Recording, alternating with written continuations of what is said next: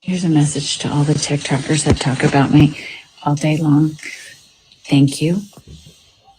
I know exactly what I'm doing. I know exactly what I'm doing. So don't ever get it twisted. Here's a message to all the TikTokers that talk about me all day long. Thank you. I know exactly what I'm doing. I know exactly what I'm doing.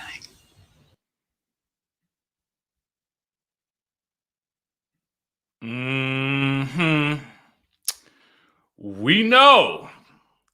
We know that you know exactly what you're doing. So when we get these half-hearted soap opera-esque apologies, we can hearken back to this here moment and recognize that even as you state on the show, you don't know what you're doing. It's your impulses.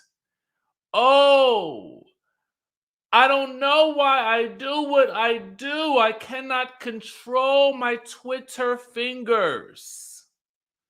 You know exactly what you're doing. Sky Squad, we are back in the building. And of course, I had to. Something in my spirit after last night's episode, something said, you know what? You need to find that video of her talking about knowing exactly what she was doing as she sat up there and she expressed her sincere and utter apologies for all the heinous and crazy things that she says online. I just felt like we needed a reminder, a gentle one at that. Okay.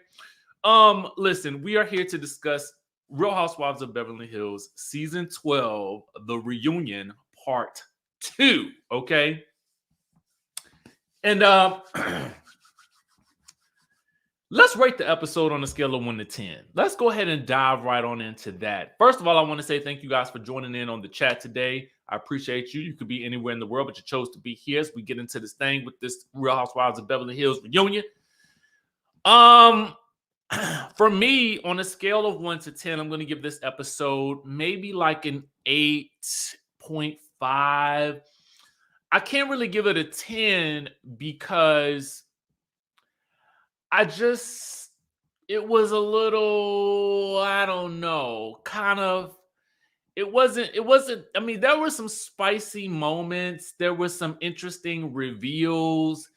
There was Andy holding Rinna's feet to the fire for the most part, okay? But not much, okay? Um so we're going to get into some nitty-gritty, okay? Some nitty-gritty. All right? Um and microaggressions we'll talk about. So we arrived back on the scene in the beginning of part 2 with Garcelle asking Diane to leave her alone. I myself would also like to echo that sentiment in wishing that Diane would just leave all of us alone. Okay. Garcelle says, stop harassing me on social media. And Diana says, well, you called me evil. But this was on the after show after Diana had called Sutton a see you next Tuesday. So Diana then asked, well, what's worse, calling someone evil or a see you next Tuesday? In the chat, I would just like to know what you got to say about it. What is worse, being called evil, okay, or a see you next Tuesday? Do not write the word out in the chat, okay? Just write the C word if you think it's the C word. Thank you. Just like this. Just like this. Thank you, Nisi Martin, for the super chat.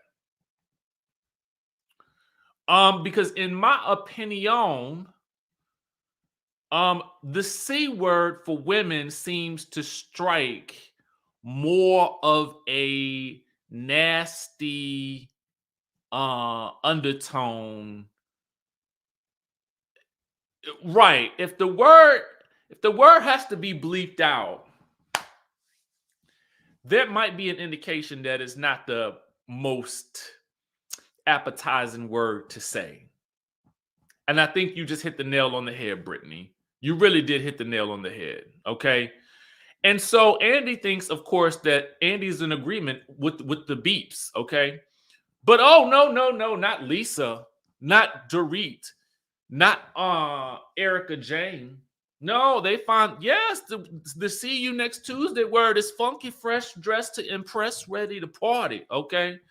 And all I thought to myself was, of course, y'all think that calling someone a see you next Tuesday is great, especially when in comparison to calling someone evil. I mean, Diane said it, and Diane has all the money, so that's where we're going. Okay. Y'all might not like Diane, but we traveling to Hawaii with Diane on private jets, so we keeping Diane in our back pocket. All right. Courtney says, I don't agree with it, but it seems as though they use it as a term of endearment, like some people use the word B or the N word. But you know what's funny though, Courtney?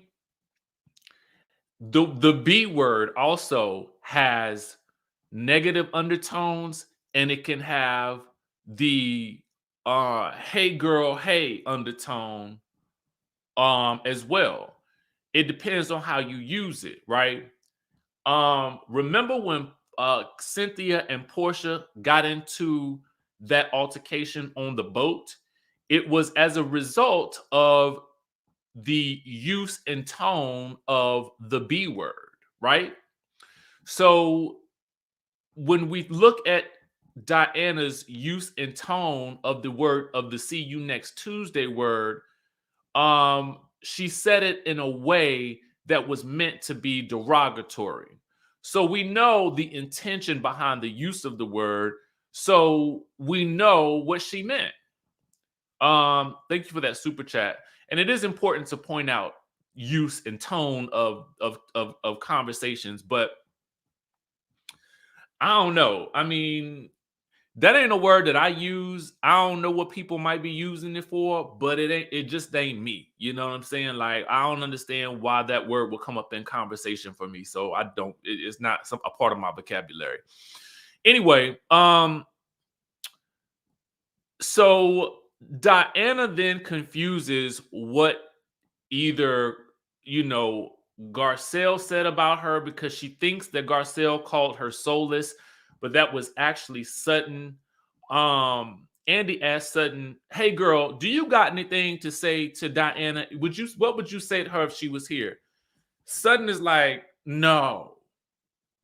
I think we're clear on our non-relationship here." Okay? And Diana is still upset. So Sutton just said we ain't got no relationship, but Diana is still directing all of her anger to Garcelle, which lets me know that there is truly an issue that Diane has with Garcelle, some obsessive issue that I just can't quite seem to understand, and I don't think that Garcelle understands either. Brittany says, if y'all remember when Dorit yelled at Camille that she was an effing C, the women were all up in arms. I mean, they pick and choose. I remember Brandy called Kyle that word at one of the reunions. They were all up in arms about it. They still had to bleep out the words. All right. So then Diana says, well, I filed a lawsuit against John Doe. And you know what it is about me?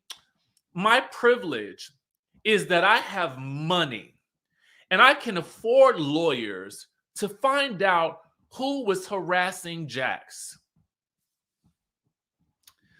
See, this to me feels like one of those little microaggressions that people throw out, because what it says is the undertone of that is, Garcelle, I have money to afford a lawyer to really do some digging, and my resources will obviously trump anything that you can do. So you should be grateful to me for all of the money that I have to get down to the bottom and be your son's savior. Okay? That's what it gave to me. All right. Now, I don't mind that Diane has money and she can do with it as she pleases. You know what I'm saying? But it was the terminology that she used, the verbiage that she used. And yes, you have privilege, but it's not necessarily just from your coins. Okay.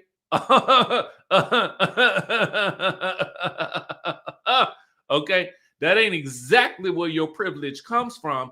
But yes, it does give you extra leeway to do things that maybe others wouldn't be able to do.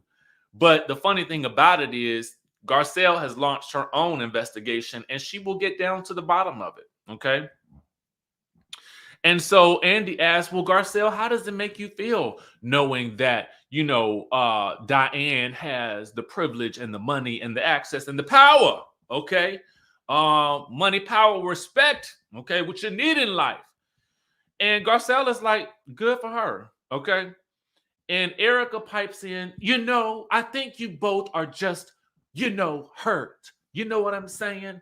Her and her giant bump it. Okay. And Garcelle says, I'm hurt, but I'm not also putting anything out about her on social media. And Andy, love you, Andy, but sometimes you be as clueless. Okay. I don't know why the intern didn't give you the notes. I don't know why you ain't seen this on social media. I don't know why they didn't have a debrief with you before the show to know that, because clearly the editors know, because we saw it last week. Okay. In the show, they inserted all of these postings that Diane had made about Garcelle. And Garcelle is like, you know what? I don't want to relive all of that. I'm not trying to add any more fuel to this fire. I don't want to talk to her anymore. And with that, poof, Diane was gone. Okay. Hopefully, never to be seen ever again on the Real Housewives of Beverly Hills, the Real Housewives of anything, Bravo TV, NBC Universal, or my Instagram feed. Okay. So they break for lunch. Lisa and Erica Jane go to their trailer. And of course, Garcelle. Oh, how dare. Garcelle believes that someone on the cast was responsible for these bots. That's causing division amongst the group. Girl, you know what else causes division amongst the group? The separate group chat that y'all got where y'all be talking about her and snickering about her and laughing about throwing her book in the garbage can. That might create more division in the group than what she said about thinking that Diane was responsible for the bot attack. I don't know. Okay. That might cause more division than anything that either Garcelle or Diane have going on, to be quite honest with you. All right. Courtney, thank you for the super chat. Says Andy seems to be clueless when it comes to believing Black women and people of color. We have to put the alleged there, but I thank you for that super chat. Okay, it's odd to me that it's just like you didn't know any of this. And Courtney, I feel you on that. You didn't. How did you not know? How were you not briefed? You know what I'm saying? Anyway, so then Sutton and Garcelle, they get together. They recap how Garcelle is investigating this bot attack still. I want to know the outcome of it. And I'm wondering, like, are we going to have to wait until season 13 to find that out? Okay. So, Sutton says that she has her back. Then Sutton was also trying to understand what Crystal was saying, but Garcelle is just glad that Crystal and Sutton have moved on. So Kyle and Dorit are talking in their trailer, okay? And they think that Crystal is struggling to admit that she embellished to cover her butt with the Sutton story. So they bring up that the fact that Crystal said on Watch What Happens Live that what Sutton said was actually worse than what it was initially said that she said, and that Crystal can't keep her story straight.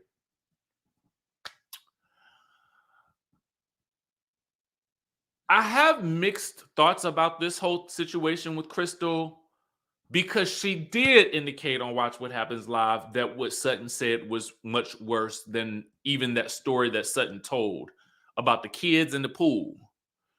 So it is a bit confusing what she is really saying and what she really means. But I can't argue with what she felt. And that is the difference. But we'll get to that when we get to it, okay?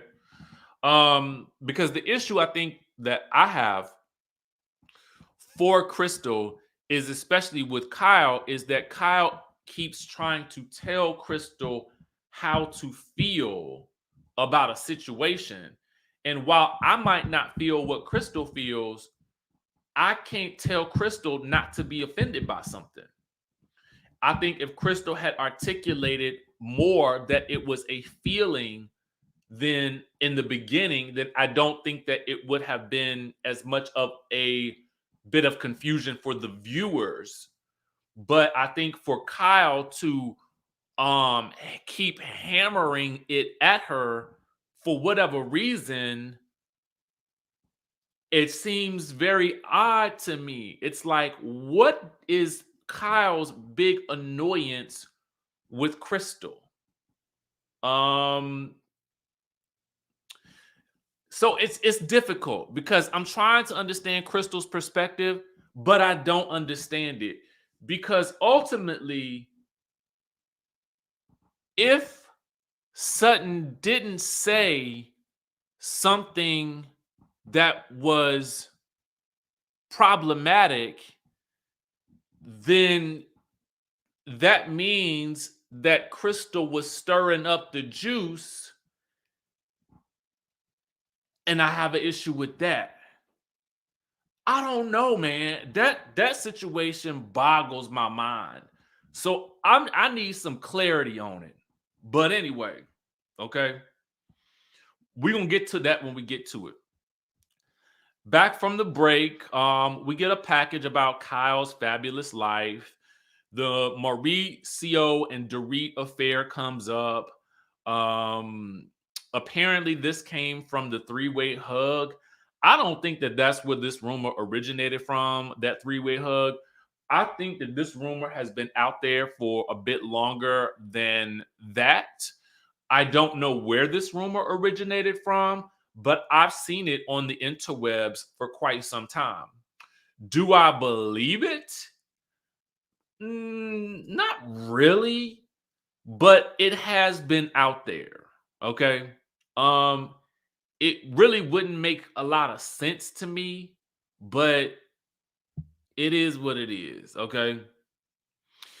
We get this weird story from Erica that all of a sudden she remembers PK from years ago when she was in Germany, and he asked her if she was a X-rated movie star.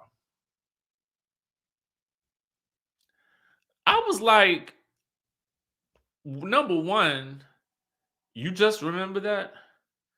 Number two, you thought now was the time to bring it up? Did you just not have nothing else to say? What was the reason?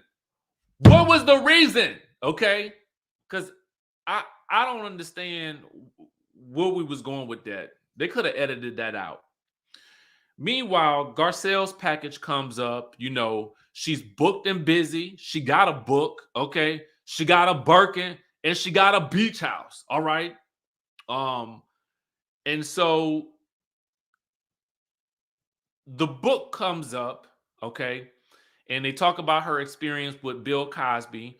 Apparently, he called her modeling agency allegedly and wanted her number. She had just turned 18. he had allegedly invited her to his townhouse to work on her acting. She took a sip of Sambuca. What is Sambuca? Can somebody tell me in the chat? What is the Sambuca? Is it a wine? Is it like the sangria? I don't know what it is. And I got a certificate in bartending. Okay, so I don't know what the Sambuca is. Is it like the kombucha? What is it? Okay, what is it? Meanwhile, anyway, she ran out the house, saved her own life. Okay, somebody said it's a potion. Is it really a potion? That arm kiss was very endearing and comfy. Whose? Somebody said it's a wine, a coffee liquor, fermented liquor. Oh, ooh. Okay. Don't sound like nothing I want. Anyway, so Andy asked Erica, well, girl, did you at least skim the book for mentions of you before you threw it in the trash can? And so Erica then turns to Rinna, and Rinna pipes up that it was she who threw the book in the trash can. I already knew that. I think anybody with anybody with eyes, ears, a brain could have figured out that Erica didn't throw that book in the trash can. It was clearly Lisa Rinna, okay? And Rinna admits to throwing it in the trash because apparently she and Garcelle had a handshake agreement about not talking about the kids. But in the book, Garcelle retold the story of what happened in Rome on the show. Were they in Rome? Wherever they was, when they talked about, you know, the daughter's eating disorder that was brought up on the show. Also, the daughter's response to Garcelle with the girl cursing out Garcelle on the show, that was written in the book allegedly. So Garcelle says, well, they got a call from Lisa's lawyer, and so they ended up coming up with a second edition of the book, and they took out the mention of the child in the book, okay? Now, if the child done cursed me out on national television and you let her curse me out, I got every right to write about her in my book. And she's over the age of 18 at this point. But that's just me, okay? Especially if you as the parent let her curse me on the TV. I have a right to write about my experience with your cursing child who is over the age of 18, okay? Because she's not a child at that point. She is a full-grown adult. And in my book, if I have the right to write about something that happened to me, you should have maybe coached your child on not cursing out your friends on national TV, and you should have corrected that girl right then and there, okay? Because that is a grown adult at this point in time, all right? You feel me what I say? And you as the parent should have said, no, we don't talk about my friends in that way, whatever the case may be, period. But that's just me and my thoughts, and I understand people might think differently. And people might want to make the delineation between, well, kids and kids and kids. Well, if your kid is an adult and they cursing me on TV, I might have something to say about it. Anybody under the age of 18, we don't talk about. We do not mention. That's off limits. To me. Okay? To me. The very same child who was dating a 34-year-old man. Meanwhile,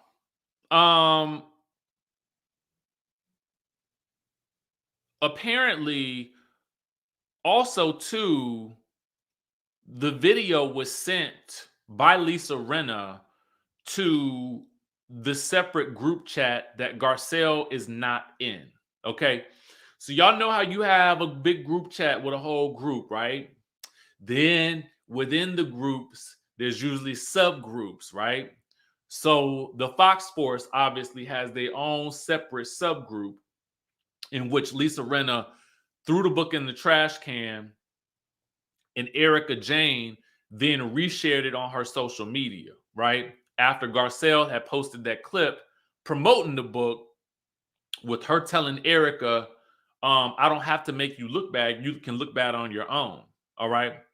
And so the people on the interwebs got mad at the recycling and all the other things that was in that trash can, okay, and started coming after Erica.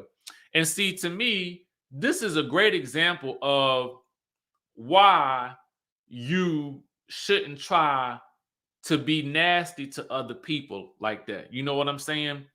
Because just as soon as you running out here trying to be nasty and cute, that whole situation turned on Erica, and the people was coming after her for not recycling, and it won't even hurt her garbage. So Erica, you need to learn how to stand in your own lane, fight your own fights, because clearly, if you needed to respond to Garcelle, you should have just picked up the phone and called her and said, girl, listen, I don't like what you just posted. Can you take that down? Period. All right. Anyway, as they're talking about this and joking before they go to break, it looks like, well, no, before that happens, we learned that LVP, Lisa Vanderpump, got involved with Erica throwing the book away. And then Erica went off about how Lisa Vanderpump's breath smells like garlic, Chardonnay, and cigarettes. Then it comes up that Garcelle's daughter, son, Oliver, is working for Lisa Vanderpump. And then, you know, the ladies are reacting to that, okay? That's another reason why I feel like they don't like her, because Garcelle don't play by their rules, okay? Garcelle moves how she wants to move, and she's moving in the best interest of her and her family, okay? And she does not care about all of these ladies' previous negative experiences with LVP, especially if it's going to get her son a job. And I don't blame her. Thank you, Sweet Cherry, for that super chat. Getting by the pounds, okay? So as we go to break, this was very disheartening to me. Erica and Lisa Rinna are joking about Erica posting the book and, you know, saying, I'm talking about how about it she is with throwing the book away. But when you see the camera linger on Garcelle's face, you can literally see the tears in her, like tears welling up in her eyes. And it really does make me sort of sad for Garcelle, because I feel like Garcelle will never be on the inroads with these women. And I don't even know that she should want to be, okay?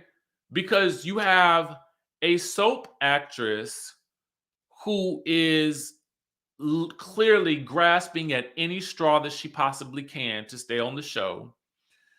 You have the Bump It Queen beside her that's got all of her own things, calling other people liabilities, but I mean, it appears to me she's the biggest liability on the show, in my opinion. Okay. You got poor little, really no personality Dorit sitting there echoing everything that Big Sister's Almighty beside her do. And then you got Kyle on the other side of Garcelle, who will flip on anybody in a minute, just as long as you ain't talking about her and her family. Okay. So to me, I feel like Garcelle and Sutton and Crystal should just do their own thing and not really fool around with these Fox Force felines. Okay. Natalia says she was worried about her daughter in a book, but not her daughter sleeping with a 34-year-old man. Really? I mean, make it make sense. Make it make sense, Natalia. Thank you. And so anyway, after the break, we talk about, you know, Lisa Rinna's mom passing, and it is very sad. But we also talk about Lisa Rinna's anger issues. And Andy asks, well, how has she been? And she expresses that she probably should have taken some time off, and she's sorry for being a maniac, okay? They allegedly just had the memorial for her mama in July. because the mama requested to wait until the summer, and she had a sense of relief afterwards. Now, Andy asked about whether or not Lisa Rinna, as most of us suspect, have used her mom's death as a scapegoat for her behavior with Sutton. And if so, then what was the excuse for her behavior with Denise, with Lisa Vanderpump, with Camille, with Yolanda, and all the other people that she's ran off of the show, and including her issues with Kathy? But we're going to get to that later. And Lisa says, I've just been all over the place. Andy says, have you seen a therapist? And she says, yes, from the very beginning. But my question is it working? Okay. Because if listen, now I understand it's been almost a year at this point. And I just feel like over the past year and even prior to that, Lisa Rinna was acting like this, and it's only gotten worse. Okay, it's only gotten worse. So as you tell me that you're going to therapy, I mean,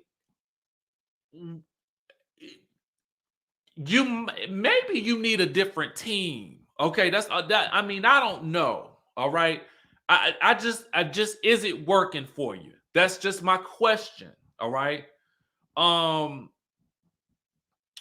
So then Sutton's package comes up, and we see her getting into the Sutton, the Elton John gala on Watch What Happens Live. Her lack of empathy at Dorit's burglary.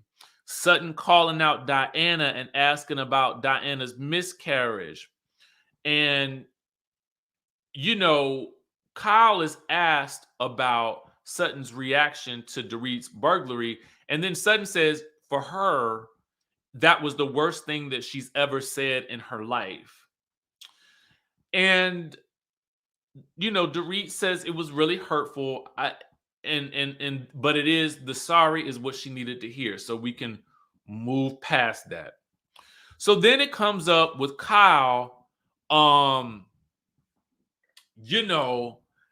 yanking on Sutton like a rag doll. You know what I'm saying? Just yanking on her, putting hands all up on her and things like that, knocking her around to and fro, slapping her, all down and through the woods, and just overall mistreating the woman. And do you know Kyle? And Andy says, how do you explain yourself when you ain't like it when Brandy Glanville took and folded your arm up behind the back of your back and tossed you down the stairs like a Cabbage Patch Kid? Okay, did you like that? So Kyle is downplaying all of this. Okay, she says, well, I didn't hurt Sutton. Is that the point? Is that really the point? The point is boundaries, boo. Boundaries. Boundaries. You don't touch on people like that. You don't yank and grab and poke and prod. You know what I'm saying? She has literally zero empathy, in my opinion. And Sutton has to let her know how aggressive she was. And that girl, you doubted that she had her own miscarriages. So Andy asked if Sutton was trying to make the moment about herself with Diane. And Dorit says, yes, she was trying to make it about herself. And Sutton looks at her and is like, girl, if you don't get out of my face, you ain't got nothing else going on over there with them, all that fabric up in that plait. Anyway, so Kyle says, well, I called her later and apologized, but it just felt really defensive to me and very much like I'm not really sorry I did what I did. I'm just sorry y'all talking about it right now. Andy asked Garcelle if Sutton makes things about herself, and Garcelle keeps it 100% for real and says, yes, sometimes she does. Okay. And the other women are like, ooh, cracks in their friendship. And the thing about it is, I don't think that's a crack. I think that Sutton and Garcelle have the type of relationship where they can be honest with each other. You know, as real friends are. I personally would rather have a friend that can tell me about myself and tell me when I'm a little off the rails, because at that point in time, I know I don't have just a yes person around me. And then you have to wonder why the yes person is around you. Why are people around you afraid to tell you about how they really feel about your behavior? Personally, I was here for it because Garcelle did not change from her stance on anything. I like that she is as real can be with these women on this show. And that is something, in my opinion, that they just can't take. So then Andy asks Erica, well, girl, why is Sutton a liability to Garcelle? And so Erica says, well, Garcelle is being a good friend and is there to help her, but it obstructs us from getting to know her. And Garcelle and Sutton is like, but y'all do the same thing. And even Andy has to agree. He says, Lisa Rinna, don't you think that Erica Jane is a liability to you? And you look out for her probably even more than Garcelle does to Sutton. Garcelle says, I've never walked Sutton out of a party to protect her the same way that you did when they were in an argument. And she wasn't even like wasted or falling down drunk or nothing like that. And Erica's like, well, we're all different. Hooray. And I'm like, girl, you are so like, you can't even, it's frustrating to me because Andy allows them to deflect very easily. And we just kind of move on, except for Crystal today has decided that she's not going to sit quietly and let this go by. Crystal says, you guys don't see it at all. The four of you guys protect each other way more than Garcelle and Sutton ever does.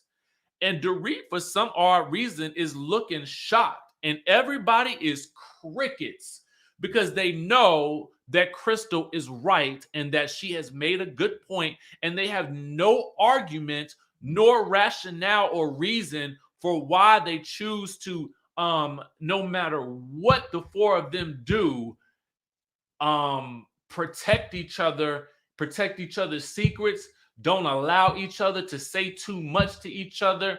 And it is just frustrating as a viewer to watch. And it's frustrating that, you know, at a certain point in time, Andy doesn't really come in and say, yeah, this whole alliance is whack. Okay. So Sutton and the Elton John things comes up, and she says for her, the bigger point was not about the charity gala. It was about giving a thank you to a friend. It wasn't meant to hurt. So a Twitter user writes in and says, Sutton, Lisa Rinna has shown you through her words and her actions that she does not like you, and she's not your friend. I totally wish I could take credit for this Twitter question statement, but I think this Twitter user echoed the thoughts that everybody in the viewership has been thinking all season long. Lisa Rinna is not your friend. She does not like you. And Lisa on the sidelines is mumbling, that's not true. That's not true. That's not true. That's not true. That's not true. And I'm like, girl. It was all a lie. Guys, it was all a lie. She lied. So Sutton says, well, I'm not really quite sure why you hate me so much. And Lisa's like, I don't hate you. And Sutton is like, well, you were pretty brutal to me all season long. And so Andy says, yeah, I mean, it seems like Sutton was your punching bag. And so Sutton says, you were coming at me even after the season ended on Instagram. And Lisa's like, well, you know, I had a rough season. And Sutton says, but you didn't do that to anyone else but me. So I don't consider you a friend. How can I? So Andy then reads a viewer comment that says Lisa Rinna's behavior towards Sutton was appalling at the charity dinner after Lisa Rinna had just accepted Sutton's apology at lunch. And Andy says he thought that the lunch was fun.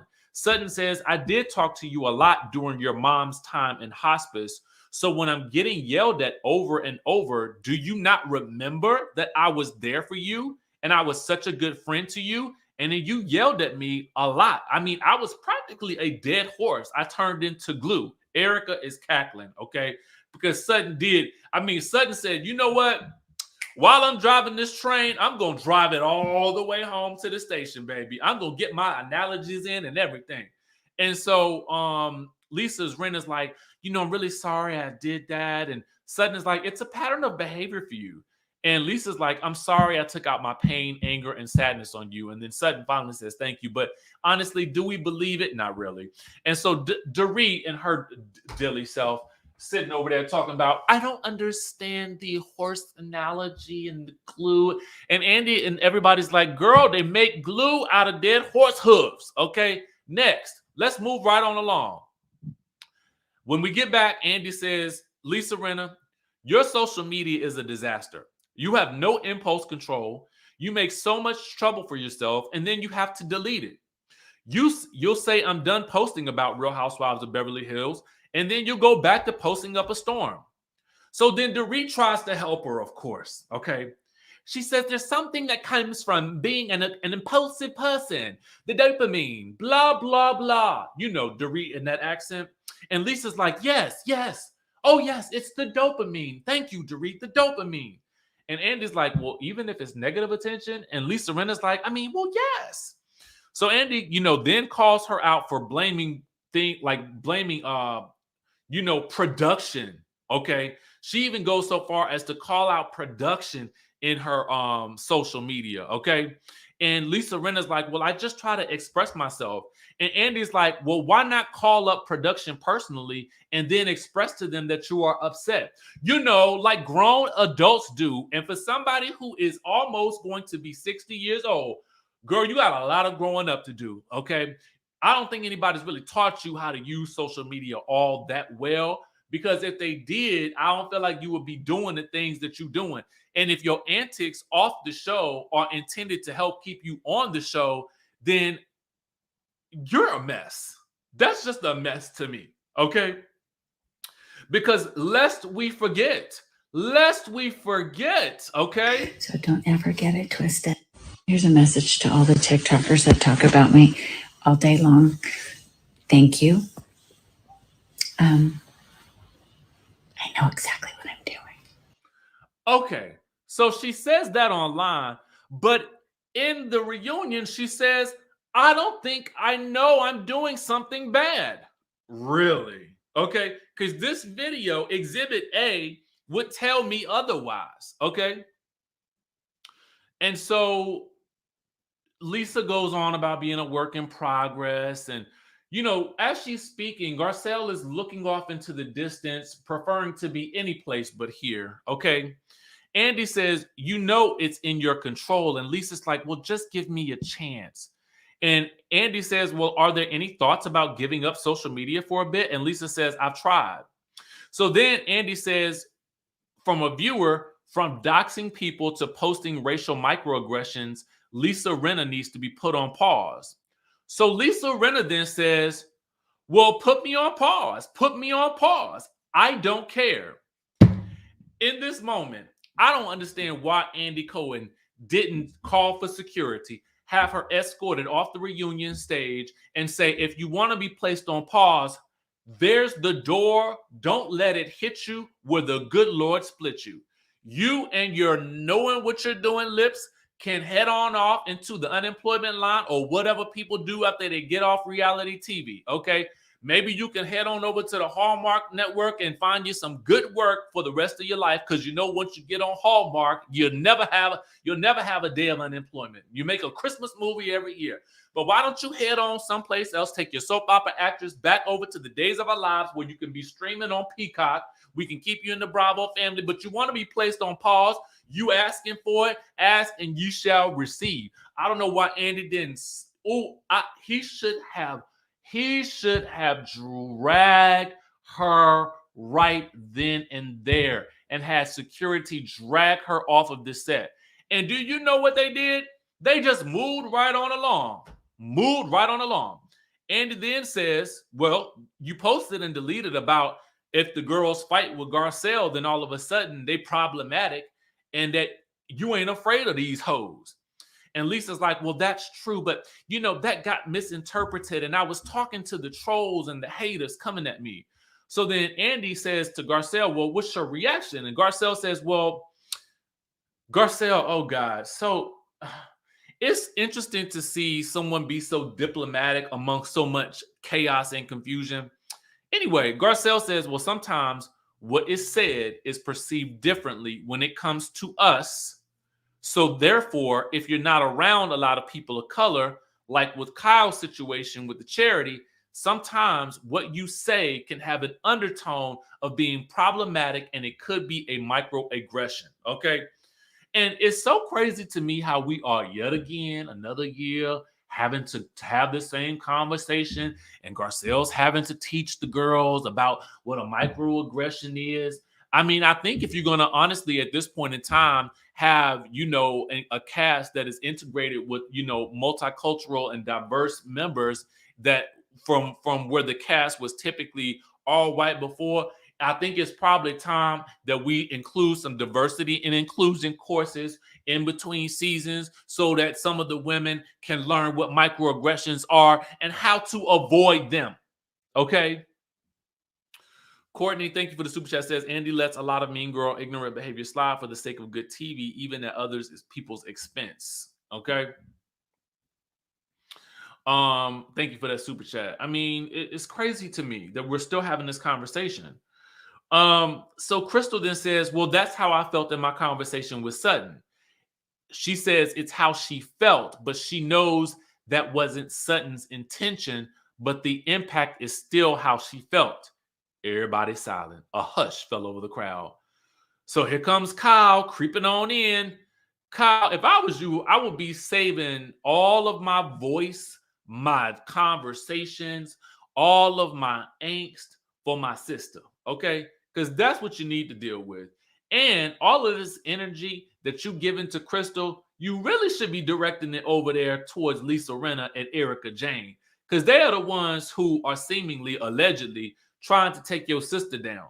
But because you would prefer to prey on a weaker counterpart, in my opinion, you going after what you perceive as the weaker party, that being Crystal. But I think what she showed you today, or at least last night, was that she ain't as weak as you think she might be. Now, Crystal may be a bit confusing, but she was definitely not weak last night, okay?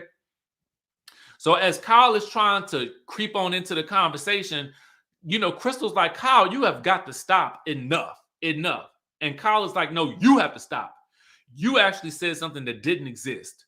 And Kyle doesn't see the similarities in her situation with Garcelle and Sutton and Crystal's situation, because she felt like her situation with Garcelle was clean, meaning this is what was said, this hurt my feelings, this is the learning moment, I apologize, move on.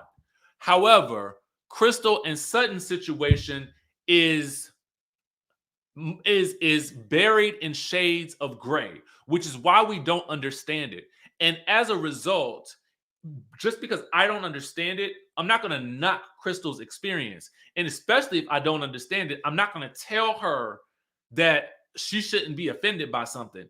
Granted, they could be talking about two totally different things. What I will say is this, okay? Crystal's point was, Kyle, stop making things about how you experience it and let me experience what I experience, because you don't understand anything until you experience it yourself. And you will never, okay? You'll never understand it. You never will. That's just who you are. You only said you understood it because you didn't want to get in trouble. And that's why. I said, oh my. Oh my. Crystal has been activated. Somebody, what? I don't know what we got to do. Crystal has just been unleashed. And I'm like, yes. Now, Crystal, again, I am still, color me confusion. I'm still confused. I don't know what happened. But baby, let me tell you, this is the Crystal that Team Garcelle, Sutton, and Crystal need moving forward. Because y'all need to start getting these girls together. You know what I'm saying? First, it was Garcelle last episode with Kyle having to get Kyle and Diana together. And now it's Crystal having to get Kyle together because somebody needed to say something, okay? Somebody needed to say something, all right? Just with the kids. Hey, just with the kids. Lisa needs a good old thank you for your services. Okay, that's what I would have said. Thank you for your services. You may hit the runway. Okay, hit the runway, hit the road, Jack. Okay. Shane says, I will never understand Crystal, but anyone getting activated with Kyle, I'll take it. Baby, we on the same page. We on the same page, okay? Crystal gave Kyle the business. She was crystal clear about that, okay? So Kyle says, that's not true. We had a nice conversation and I understood it. Crystal says, enough. I'm done with you. Oh, God, I was crying. So then Andy says, I think you're talking about two different things. He thinks that Crystal is talking about the experience of how she felt, like I said. And then Kyle is talking about the dark comment that was made. I don't know what they're talking about anymore, to be honest with you. Because the conversation was really supposed to be about Rinna and Garcelle. And the comment that Rinna made about if they argue with Garcelle, then they are considered problematic. Dorit is trying to dead the conversation. Does anybody feel like anybody on the cast is problematic? Garcelle and Crystal say ultimately no. Are they guilty of making microaggressions? Yes. Two different things. But Erica makes a point. Erica says these conversations are generational and the conversations and the tones are subtle, but the consequences are big. Garcelle agrees and we're moving on. Okay. So Andy announces a break. Okay. He says we're going to have a package and then Kathy's going to come out. So Garcelle and Crystal and Sutton, they head off to go get shots, okay? We see Kathy getting out of her car in her house coat and her slippers, okay? And I'm living for it. Kyle is having coffee late in the day and says she's effed because in my mind, I'm like, did she say she was effed because Kathy was coming? Or did she say she was effed because she was drinking caffeine at 5 p.m. in the afternoon and knowing it was going to keep her up until about 4 in the morning? I don't know. Let me know what y'all think. Meanwhile, we get Lisa Rinna walking around set talking to herself, okay? Just tell the truth. Just tell the truth. All I have to do is tell the truth. Just tell the truth. Meanwhile, as she's chanting her mantra to herself, Kathy is in the back, okay, in the bike, getting out that Casa del Sol tequila. She's probably going to pour the shots for Garcelle, Sutton, and Crystal. Meanwhile, you got girlfriend in the corner doing what she always do, talking crazy, looking crazy, sounding crazy. But y'all, guess what? I know exactly what I'm doing. So don't ever get it twisted. Here's a message to all the TikTokers that talk about me all day long. Thank you.